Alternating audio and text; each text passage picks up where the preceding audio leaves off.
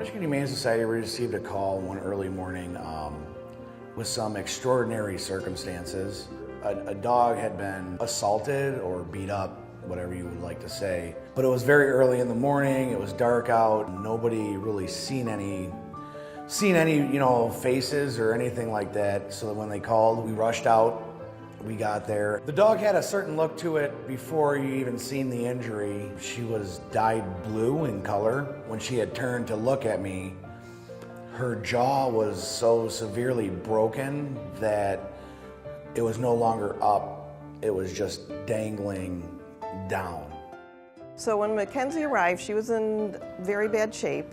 Her jaw had been broken on both sides, like kind of far back on her jaw. She seemed a bit dazed and out of it, but it looked very, very painful. We initially kind of stabilized her jaw, tried to wire it so that it wasn't, because it was moving back and forth and up and down, it was not functional at all as a jaw. We weren't sure if she would be able to eat at all, so we put in a esophageal feeding tube so she could be fed through a tube. We left the tube in for a few days, but eventually we pulled it out because she was able to eat on her own. She's been doing great though since then. She may in the future need to have some teeth pulled because they might not line up exactly, but her jaw is much more stable. She started eating the next day, which we were very encouraged about.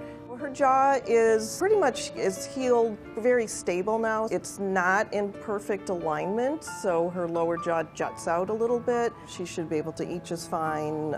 It may always be a little crooked, but it should be very functional for her. She should be able to live a normal life. Once the bony part heals, it should not be painful for her. What happened to Mackenzie is 100% completely unacceptable at any level. There's no reason to beat or severely injure a dog that is not threatening.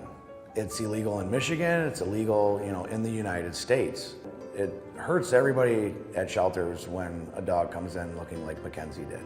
If you ever see anything like this, you can call, the Michigan Humane Society, Cruelty and Rescue Department. You can call your animal control or your local police department to investigate and handle situations like this.